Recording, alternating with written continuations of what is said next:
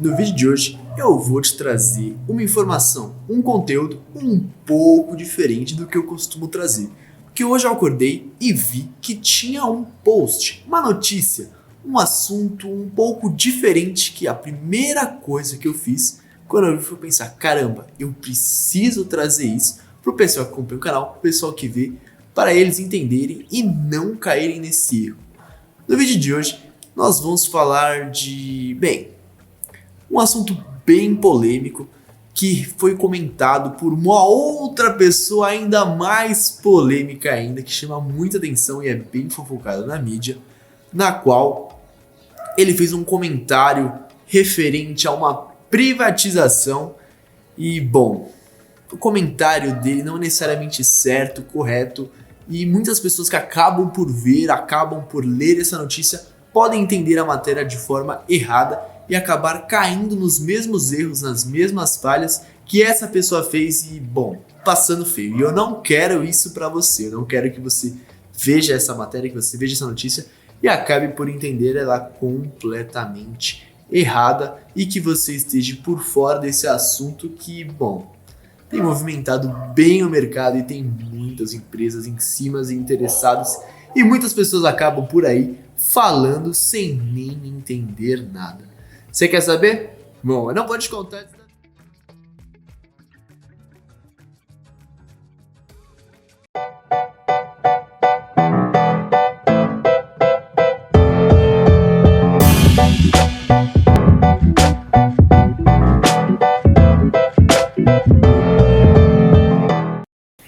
Ora, aqui é o Vinícius do canal Economia de Valor e eu desejo você um ótimo domingo e muito obrigado por você estar aqui mais uma vez para estar nesse vídeo maravilhoso de domingo que a gente lança toda vez sem falha.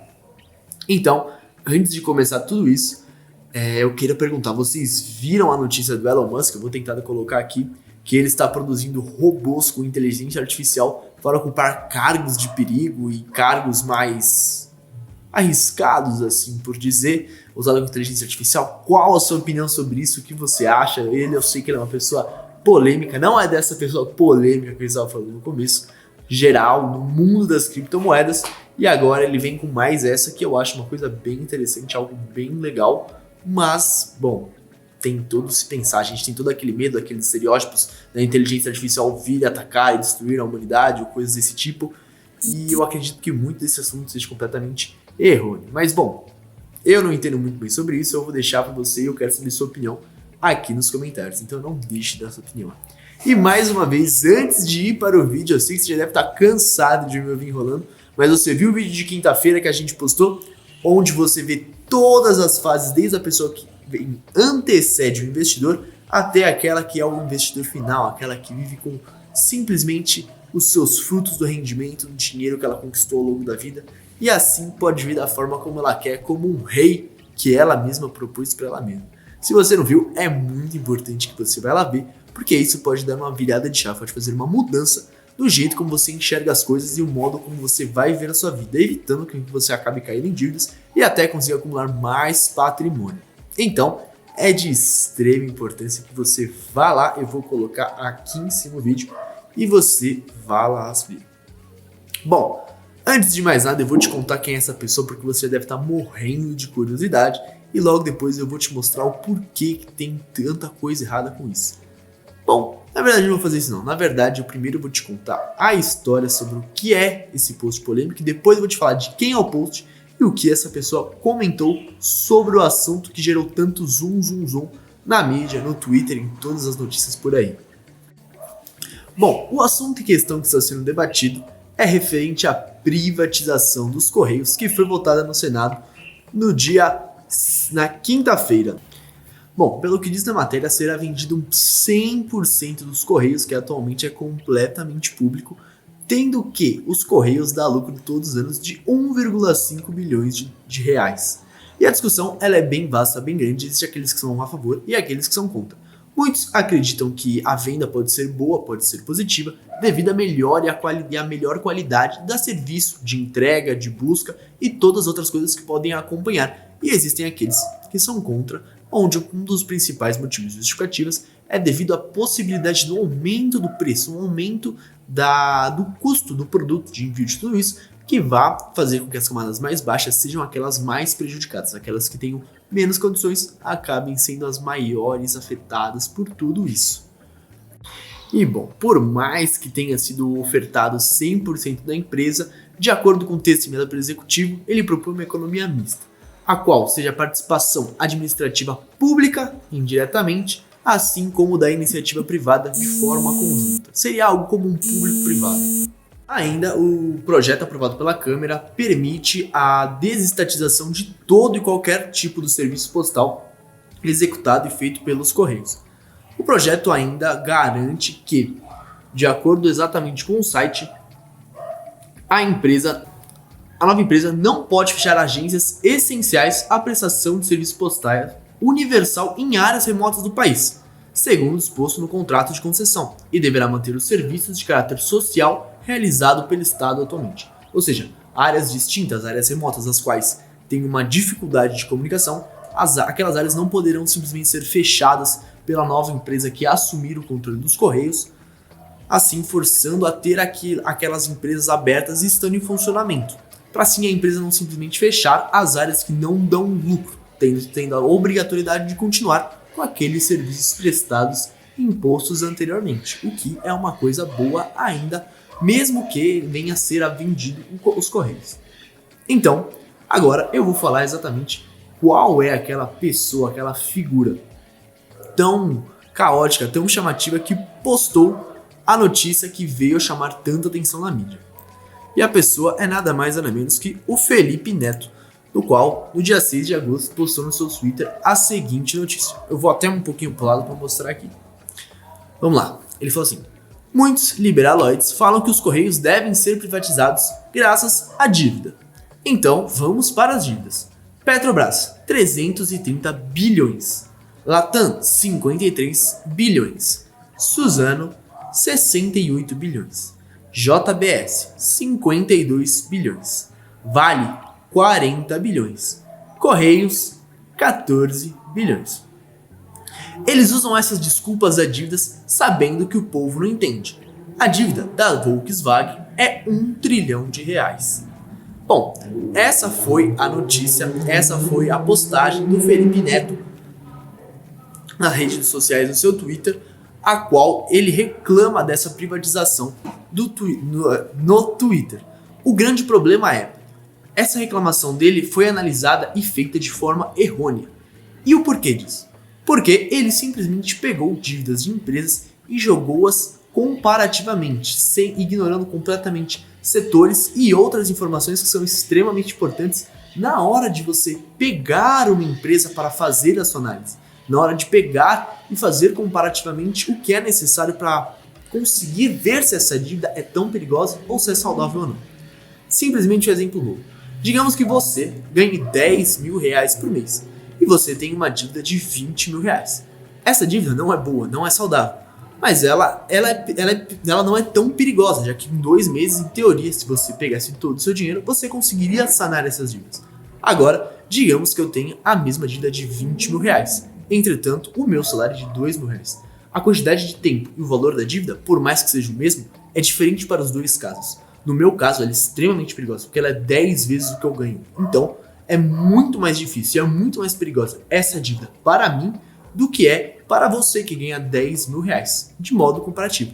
E é assim que tem que ser exatamente feito e analisado dentro das próprias empresas. Então, vamos pegar algumas empresas e ver como isso funciona em comparação às dívidas e tentar trazer um pouco melhor isso que o Felipe Neto falou de forma mais clara para toda e qualquer pessoa entender e não chegar a cair nesse erro que ele mesmo caiu. Agora, bom, se você prestou mesmo atenção nessas informações que eu te passei, você já entendeu e já fez algum tipo de relação sobre informações que já passaram. Um pouco atrás desse vídeo, eu te falei que os Correios tinham lucro de 1,5 bilhões por ano.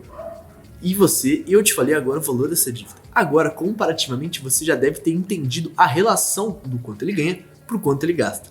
Então, eu vou tentar trazer um exemplo para deixar mais claro ainda isso que eu estou te falando aqui agora.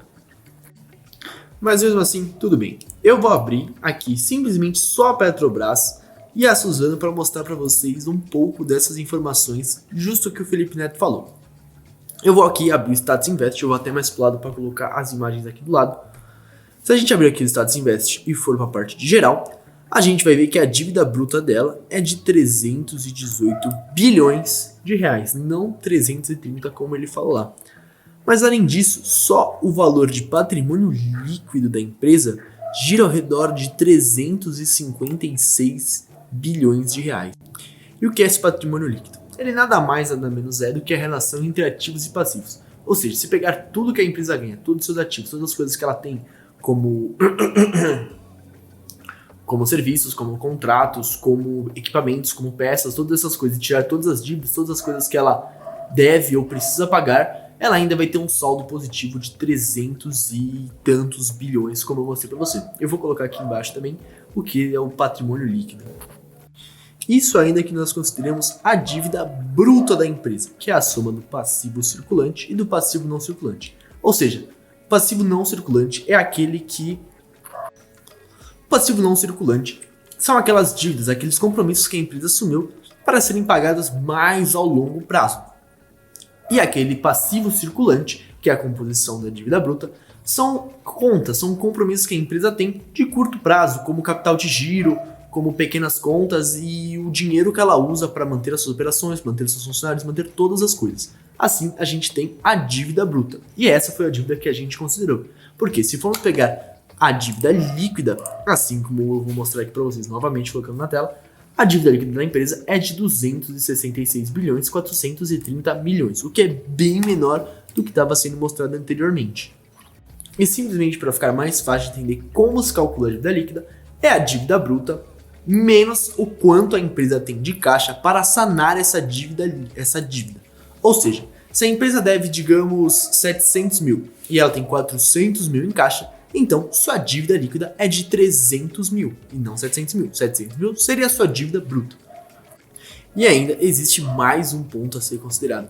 Apenas o valor da firma, o quanto a Petrobras vale, como por exemplo, tem o valor de 614 bilhões de reais. Ou seja, essa dívida, a empresa vale 2 vezes a dívida. Então não faria sentido, por exemplo, você comparar a Petrobras com os Correios. E menos ainda porque eles são de setores e nichos diferentes. Então você querer comparar uma empresa na área de petróleo, não de petróleo, com a área de Correios é completamente diferente. Igual eu vi numa matéria quando eu estava fazendo isso, é igual você comparar laranjas e maçãs. Não é porque ambas são empresas que elas são o mesmo tipo de fruta e são comparadas das mesmas formas. Agora, vindo e falando de Suzano. Realmente, como o Felipe Neto falou, essa dívida está certa. Ela gira em torno de 68 bilhões. Entretanto, a empresa tem disponível em caixa 11 bilhões, ou seja, sua dívida líquida gira ao redor de 57 bilhões, o que é algo diferente. A empresa ainda tem o valor de 134 bilhões de reais, e eu sei que tudo isso tem toda uma questão de números e dados, mas é importante trazer isso. E só o patrimônio líquido da empresa gira ao redor de 14 bilhões. Então, se a gente pegar todos esses números, dá para você analisar e ver o quão saudável é uma empresa ou não. E bom, para falar a verdade, eu acho que eu vou trazer um pouco mais de alguns aspectos e alguns parâmetros que são bons a ser usados na hora de analisar uma empresa, na hora de você pegar e falar e escolher o que é uma boa empresa, o que é uma empresa saudável, o que é bom para você conseguir ver aquela empresa e ver se ela tem potencial ou não, o que é algo que poderia ter sido feito em cima dos Correios para falar ele é bom, ele é saudável ou não. Se a gente for pegar e ver o quanto de dívida os Correios têm em relação ao quanto ele gera, no primeiro momento você pode pegar e falar que ele não é saudável. Mas existem outros fatores que podem ser interessantes de nós analisarmos para vermos se os Correios realmente são ou não são saudáveis. Outras questões, como o próprio crescimento e geração de caixa e expansão de mercado, é um outro ponto que a gente pode ver, o crescimento da empresa. Vamos pegar e trazer novamente a Petrobras como exemplo. Certo? Antes de eu abrir a Petrobras e mostrar algumas das coisas que eu gosto de ver, antes de analisar as ações das empresas que eu vou adquirir para mim, que eu vou comprar e gosto de ter na minha carteira, existem algumas coisas que você precisa saber. E assim como eu digo em todos os vídeos, eu vou falar aqui mais uma vez. Você, primeiramente, precisa ter noção de qual é o seu objetivo, qual é a sua carteira. Se ela é uma carteira de dividendos, se ela é uma carteira de rentabilidade. Se o seu objetivo é de médio, curto ou longo prazo, ou seja, daqui a 2, 5 ou 10 anos, o quanto você quer alcançar com sua carteira, o quanto você aporta, se você tem essa regularidade nesses aportes. Você precisa saber todos aqueles papos básicos que eu sempre falo para você, você tem controle financeiro das suas finanças para conseguir manter os seus aportes de forma constante e de modo saudável financeiramente. Se você tem todas essas coisas, depois disso que você passou todos os primeiros passos do investidor, você precisa, e você já decidiu o objetivo da sua carteira, você precisa fazer a diversificação dela. Ou seja, você precisa escolher setores, aqueles os quais você vai colocar o seu dinheiro de forma a equilibrar ela. Para que caso venha acontecer alguma crise, uma Covid, caso venha acontecer alguma crise, por exemplo, no setor bancário ou alguma crise no setor de minérios, alguma coisa, você tenha outros ativos, outras ações, outros tipos de negócio aos quais podem reequilibrar essa deficiência que teve na sua carteira, esse queda, esse prejuízo que aconteceu, e assim você não sofra golpes tão grandes, porque mesmo que esse aqui caia um pouco, esse outro aqui sobe um pouco, e você acaba por balancear. Perfeito? Tendo isso, tendo todo esse equilíbrio e sabendo quais os tipos de ação, quais os tipos de nichos, quais os setores que você vai investir, é de extrema importância eu vir e te dizer que você jamais deve comparar, deve usar esses indicadores, os quais eu vou te passar para analisar empresas de setores diferentes, de setores distintos. Ou seja, você jamais vai pegar uma Petrobras para comparar com os Correios, como foi o caso do Felipe Neto. Por quê? Porque a Petrobras é uma empresa de petróleo, de extração de petróleo, e, bom, os Correios é uma entrega de serviços. Então você não pode comparar eles, porque você pegar um desses indicadores aos quais eu vou te mostrar e que eu gosto de usar na minha análise e na minha observação das empresas e for comparar com outro, eles não vão ser iguais, eles não vão bater e vai ser normal eles não baterem, porque eles são empresas de setores diferentes. Ou seja, é normal que esses setores não batam. Se você for pegar, por exemplo, uma empresa de tecnologia, é possível que ela não tenha tanto gasto, tanto valor patrimonial investido na empresa, quanto possivelmente uma mineradora, porque ela precisa de grandes maquinários, precisa de grandes terras, precisa de grandes coisas. Então, o valor patrimonial dessa empresa vai ser muito maior do que, por exemplo, uma empresa de tecnologia, que trabalha com produção de software, com produção de sites, por exemplo. Porque ela exige menos ela precisa de menos produto, de menos maquinário, de menos peças, de menos investimento em equipamento. Você precisa de um computador e assim você pode gerar a sua empresa. O outro, você precisa de caminhões, você precisa de terras, você precisa de tudo isso. Então, o valor patrimonial vai ser completamente diferente, os dados vão ser completamente diferentes. Então, jamais, nunca, extremamente jamais, compare empresas de setores diferentes. Todas as empresas você vai comparar nos mesmos setores, mesmos concorrentes. E os sites que eu gosto de usar, ou é o Status Invest, ou é o Fundamentos, é o outro site que eu gosto de colocar, ao qual você pode separar por setor e comparar com as coisas que você mais gosta.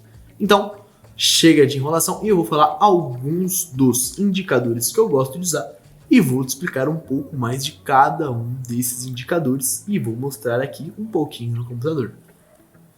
Ah, e mais uma coisa, é muito importante você ter muito bem definido essa carteira, o como ela funciona e o quanto por cento você vai dedicar em cada coisa. Como, por exemplo, eu inicialmente gostei de ter 20% de ações, 20% de fundos imobiliários, 20% de ações dos Estados Unidos entre ações americanas e os REITs, e eu também gostava de ter 20%, 2, 4, 6, 8, 20% em criptomoedas e os outros 20% eu deixava em caixa. Atualmente, eu diminuí um pouco do meu caixa e diminuí um pouco das minhas ações americanas e todas acabaram por diminuir um pouco em relação à alta e o crescimento que teve das criptomoedas. Então, essas criptomoedas acabaram ganhando muito espaço na minha carteira devido à sua grande valorização. Então, ela com certeza está muito maior agora que as outras partes da minha carteira, mas eu vou consertando e é muito importante que você faça isso. Conforme a sua carteira vai se modificando, você vai rebalanceando ela. O que eu quero dizer com isso? Criptomoedas teve um grande boom. Vamos dizer, por exemplo, que as ações caíram muito. Então, você tira um pouquinho disso daqui e joga para cá para rebalancear, para quando essas ações voltarem, elas terem uma valorização boa. E assim você vai reequilibrando a sua carteira conforme ela vai se modificando ao tempo. E você faz isso para conseguir manter uma rentabilidade boa e protegendo e blindando cada vez mais o seu patrimônio. Então, beleza. Eu vou trazer para você aqui agora uma observação e um dos indicadores que eu gosto de usar. E um deles que eu gosto de usar é a questão da lucratividade. Vamos começar com o ROI, que é nada mais nada menos que a relação entre o lucro líquido, ou seja, é o quanto a empresa ganhou, o quanto ela faturou em sua operação, tirando todos os gastos daquela operação, ou seja, no caso da Petrobras, o quanto ela ganhou com as vendas do barril de petróleo, menos a operação de exploração desse petróleo sobre o patrimônio líquido dela, que é todo o custo da sua empresa, o quanto ela custa. Se você pegar todas as refinarias, todos aqueles negócios, o quanto de valor vai dar. E assim você vai ter esse retorno, que é o quanto a empresa conseguiu gerir com todo aquele patrimônio. Ou seja, em resumo, o ROI é o quanto a empresa conseguiu agregar de valor com o seu capital, com quanto foi investido e aportado nela. Quanto maior, melhor é a capacidade dela de conseguir gerar e agregar valor dessa forma. Ou seja, simplesmente vendo ROI, eu posso pegar e investir tranquilo numa empresa? Não. É muito importante a gente comparar ROIs dos mesmos setores para a gente ver que nível, quanto que é a média do ROI daquele setor. A gente não pode, como por exemplo, pegar o ROI da Petrobras e comparar com uma Suzano, por exemplo. Por quê? Porque são empresas de campos diferentes e nichos diferentes. Por isso, é muito importante a gente comparar o ROI de duas empresas e não analisar esses fundamentos separadamente. Então o que a gente pode fazer? A gente pode vir aqui no Status Invest e lá embaixo você vai encontrar algumas informações da empresa e alguns de seus concorrentes, de empresas que trabalham no mesmo setor. Então, por exemplo, o ROI da Petrobras, nesse caso, é de 28,75. Se nós formos uma competidora da Petrobras, por exemplo, a Cosan, e clicarmos nela para analisar, a gente vai ver que o ROI dela é de 24,28. E vamos ver só mais um para ter uma comparação um pouquinho melhor. Vamos ver o da PetroRio. O da PetroRio, o ROI dela é de 15%. Ou seja, o ROI da nossa Petrobras é um ROI bem bom, em realidade. O ponto é, será que só por isso nós podemos pegar e investir na empresa? Na verdade não, nós temos que pegar e analisar diversos outros fatores adjuntos a essas funções que nós vimos para comparar as empresas. Porque mesmo que a Petrobras tenha um ROI melhor nisso, em outros pontos ela pode ser pior e dar menos valor, agregar menos o objetivo que nós temos. Por exemplo, se nossa carteira for de entrega de dividendos, um fator interessante que a gente pode ver é a questão do dividend yield, que é o quanto por cento da empresa ela distribui de dividendos ao ano. Ué, mas como assim? Bom, a fórmula do dividend yield para você descobrir é basicamente você pegar os dividendos pagos no período, por exemplo, de um ano, e dividir pelo preço da ação. Assim, você tem como saber o quanto aquela empresa vai se pagar. Se ela tem um dividend yield de 10% e o preço dela é 100, você vai receber R$10 de dividendos. Isso pela conta. Então, em teoria, em 10 anos, aquela empresa teria se pagado todo o valor da ação simplesmente a partir das suas emissões de capital do lucro da empresa. Então, se você tem uma carteira de dividendos, você tem que procurar empresas com dividend yield alto, maior do que a média. Aqui no caso da Petrobras, ela é de 9,10%. Agora, pensando que a sua carteira é uma carteira de dividendos, você vai escolher uma empresa desse setor, de energia de gás. Então, vamos, por exemplo, de volta para a Cosan. A Cosan, o dividend yield dela é de 1,15%, muito menor do que o da Petrobras. Então, caso tenha escolhido o setor, até então, nessa análise dessas três empresas, nós não pegamos todas. Inclusive, caso você venha querer fazer isso, você pode pegar no Fundamentos e lá você coloca todas as empresas desse setor, da mesma setor da Petrobras, e você procura pelos dividend yields e você consegue comparar coisas por coisas. Então você pode, por exemplo, colocar o ROI, você pode colocar o dividend yield. Outra das coisas que eu acho importante na gente analisar para vir a escolher uma ação é a questão do PL. E o que é o PL? Assim como eu disse, o PL é nada mais nada menos que o preço da ação, o quanto ela custa, sobre o lucro. Mas ele tem que ser feito em duas etapas. O primeiro passo é a gente pegar o lucro líquido da ação nos últimos 12 meses. E depois a gente vai dividir pelo total de ações que a empresa tem. Digamos que uma empresa tenha 10 mil ações, eu vou pegar números baixos para facilitar a conta.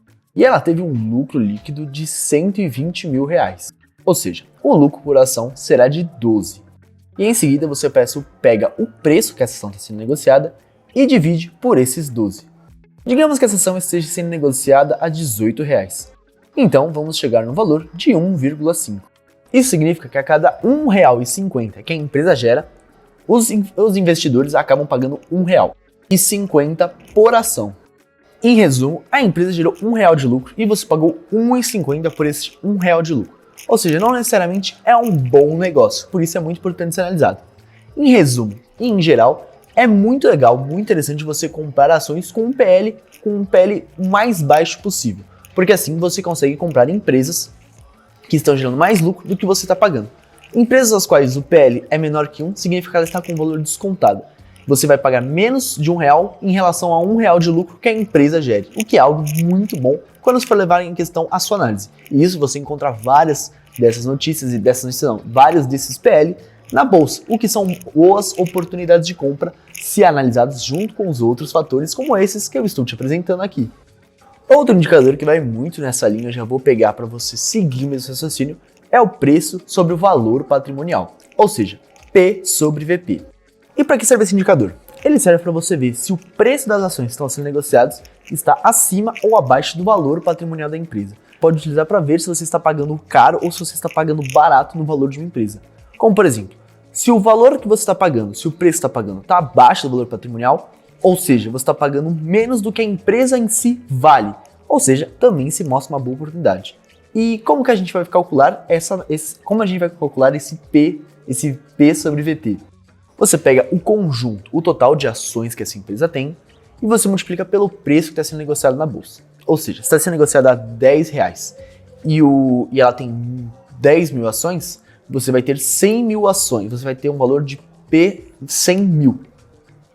E aí, sobre isso, você vai lá e vai ver o valor patrimonial da empresa, que ele tem que ser, se ele for 100 mil também, você vai estar pagando 1 para 1. Vai ser 1 de preço sobre 1 de valor patrimonial. Ou seja, você está pagando um preço justo nessa empresa. O que é bom buscar?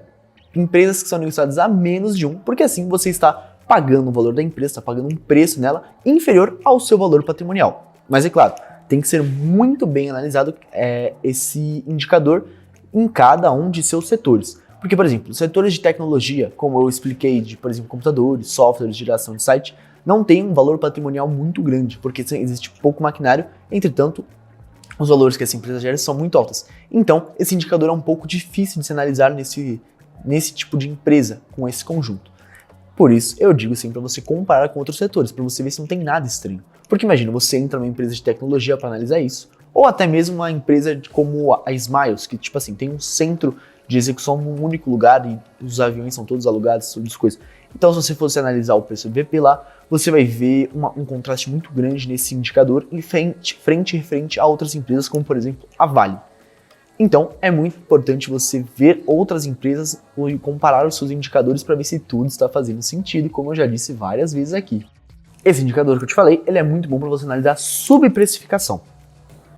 Certo, agora eu vou te contar sobre um termo para depois explicar outro dos indicadores, os quais inclusive fazem sentido quanto àquela todo endividamento do correio. O que eu vou te falar é sobre o EBITDA, que vem do inglês, onde sua tradução é Earning Before Interest, Tax and Depreciation. E o que é isso? Traduzindo em português, o EBITDA é nada mais nada menos do que os lucros antes dos juros, dos impostos, da depreciação e da amortização. A depreciação é aquilo quando você tem um equipamento, um maquinário, ele vai estragando, vai se depreciando.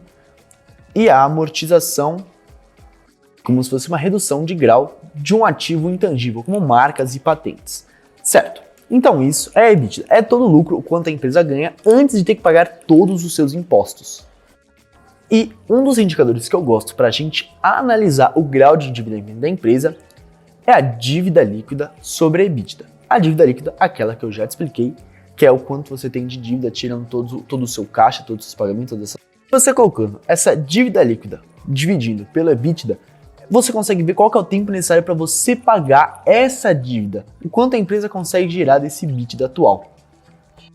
E bom, a partir disso você também consegue analisar o grau de endividamento da empresa e quanto ela consegue se lidar com isso.